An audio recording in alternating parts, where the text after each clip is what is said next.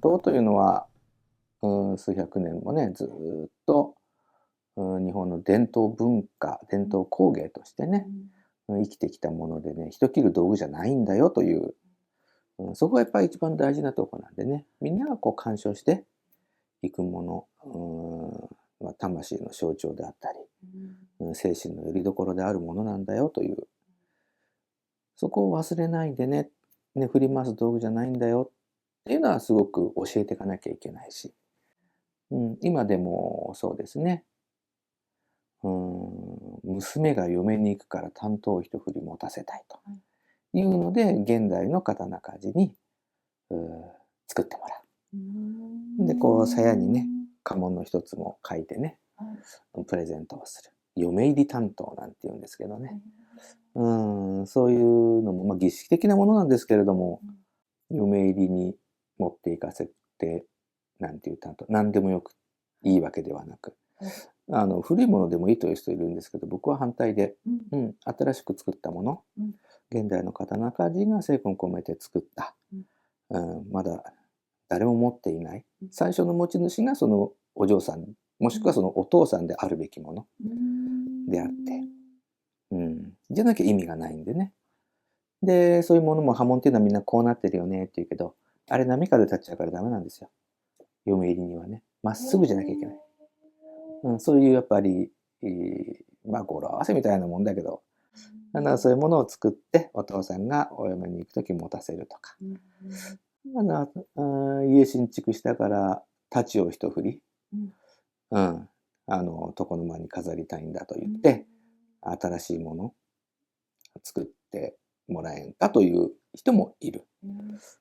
いまだに子供が成人するからとかね、自分が定年するから65年間頑張った自分へのご褒美としてとか言って、新しく刀を作るなんていう方も実際いらっしゃるんでね。あとプレゼントとして。これが、こういう時もね、本当はね、オカンと開けなきゃいけないんですよ。こういう日本刀がございますというね。ちょっとこれ古いんですけども、ちょっと現物、どこまでね、見えるかっていうのは難しいんですけれども、よいしょ。これうちの守り刀と呼ばれるものなんですけどね。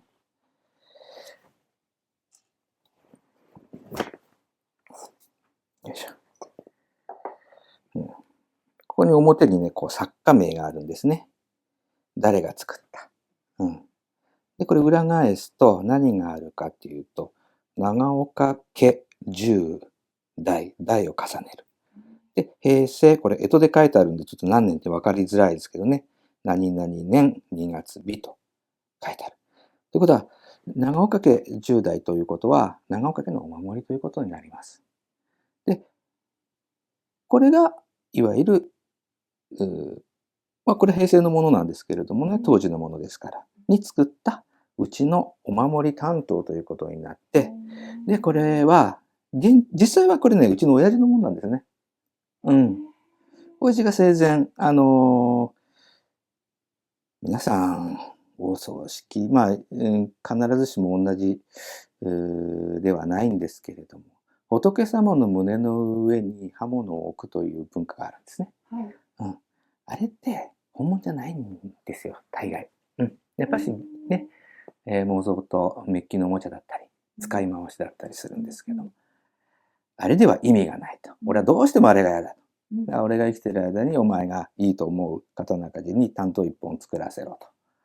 いうので、私はこの先生がいいと思って作ってもらって、で、それ以降、うちのね、父親の持ち物として持っていたんですけれども、親父が亡くなったというんで、もう、親父のとこへ行ってこれをね、出してきて、親父の亡くなった時にここにね、こうやって、ちょっとこう切ってあげる。恋口を切るって言うんですけどね、こういうシーンして置いてあげる。実際置いてあげた。だから、葬儀屋さんの持ってきたものはちょっと下げてもらってね、うちはもう守り刀があるんでこれを使いますよつってご遺体の上に乗せてあげる。でまあね、当然その後は、撤収しなきゃいけないんですけどね。それで、その後も仏壇にこれ置いておいてあげて、そうするとね、お守りの意味というのがここで初めて生まれるわけですね。買ってきた骨董品の流通させたものっていうのはまた別として、この担当にはまあ子供たちには言ってるんですけど、おじいちゃんが宿ってるんだ、おじいちゃんの魂が宿ってるんですよ。でこれを大事にすることによっておじいちゃんがあなたたちを守ってくれます。お父さんが亡くなった時はこれを同じように使ってくださいね。そうするとこの刀にはおじいちゃんとお父さんの魂が宿ります。ね、だからこれを大事にすることによって君たちのことをお父さんとおじいちゃんが守ります。それがお守り、刀というものの本来の存在意義なんですよっていう、そういうふうに教えてるんですけどね。それでいいと思っていて、何もね、人気映画みたいに振り回したり人を殺すのが道具じゃなくて、現代における日本刀という存在意義の一つですよね。っていうのは美術品としての側面もあるけれども、やっぱりそういう魂的なもの、とてもそういう部分を大事にしていってもらいたいなという気持ちはあって、鎌倉時代ぐらいの刀って珍しくなくって、ね、鉄製品でそんな鎌倉時代なんていうと、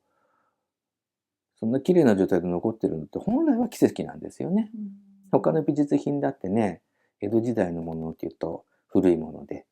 桃山文化なんていうけど室町時代のものなんていうのは本当ガラスケースに入ってて触っちゃいけないよみたいなね、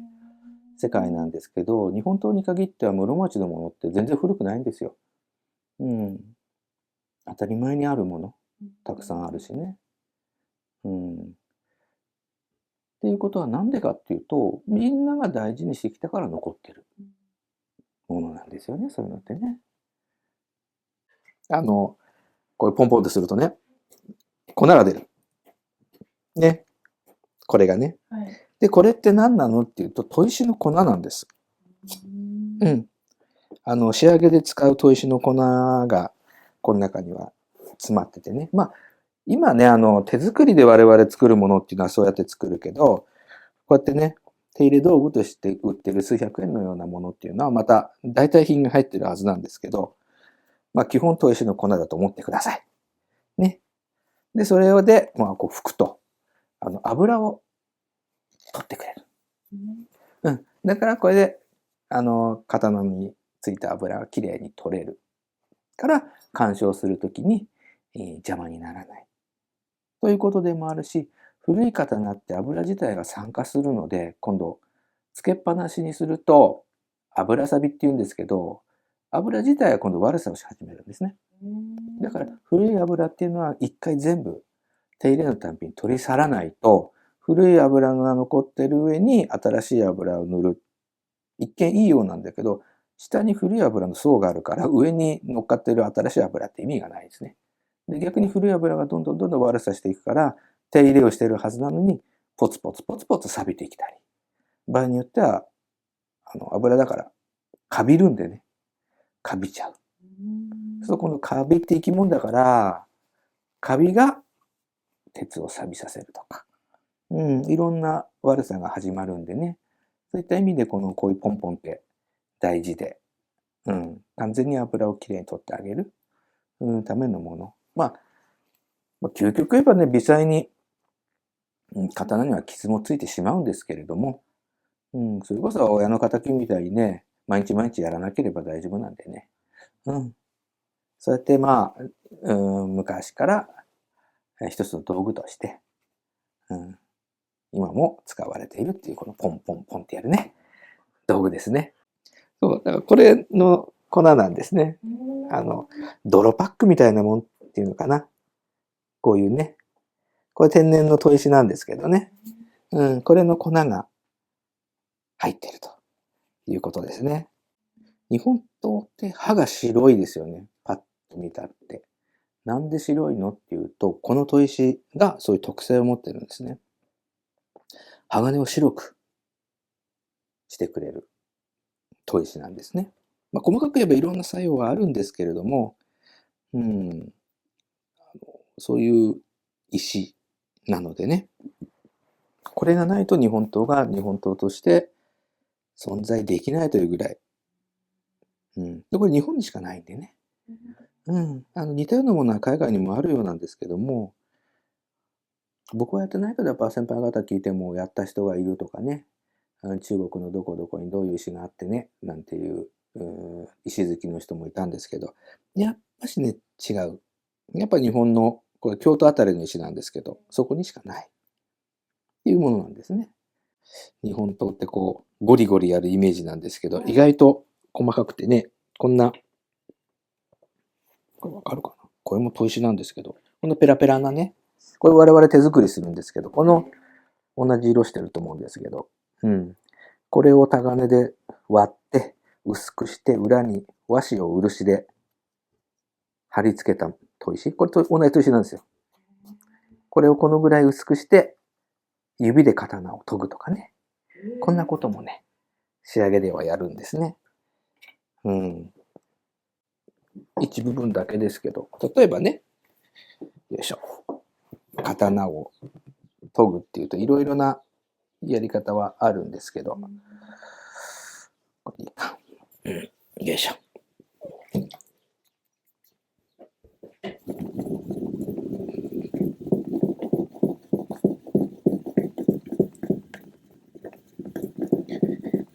こういうまあね、石は天然の砥石を使ってあげて、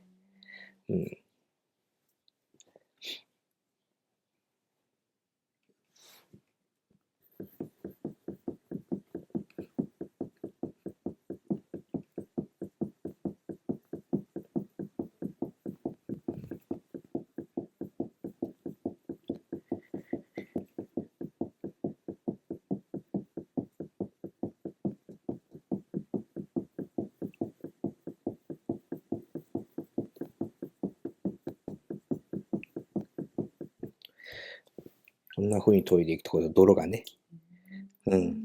これでまあ、要はこれ火山灰みたいなもんなんでね。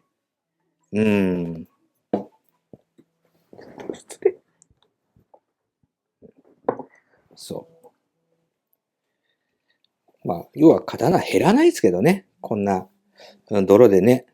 泥で鉄が減るわけはないんですけども、ほとんど減らないんですけどね。そういう、美的要素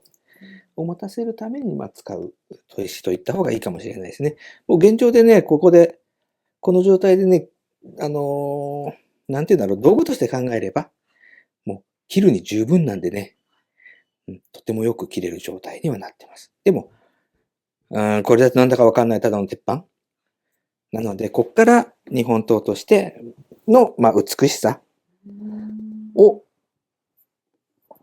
なんて言うんでしょうね。制作者が何を思って作ったか、どう見せたかったか、なんていうのもね、やっぱし考えながら、どうしたら美しく魅力的になるんだろうなんていうことが、こっから、の仕事で、制作者の思いを。そうね。それはありますよね。それ以後だと、美しさ見せてあげようなんていうと、さっき使ったような、こういうね、ちっちゃいね、石ですね。こういうのを使って、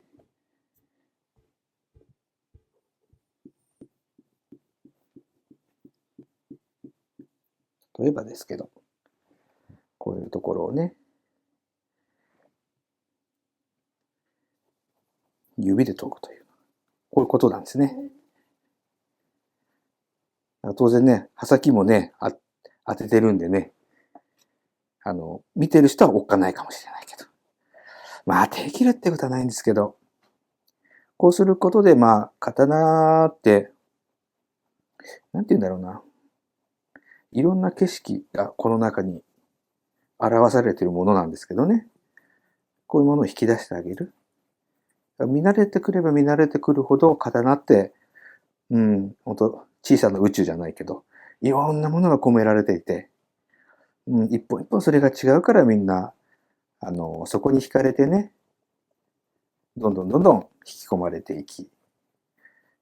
一本あればいいじゃんって言うんですけど、ね、10本あれば10通りの美しさがあるんでね、時代も違えば、国も違えば、作る人も違えば、ね、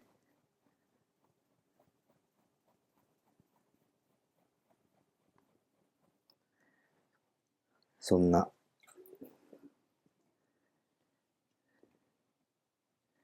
こういうふうに、こんなことをね、やったりもするんですね。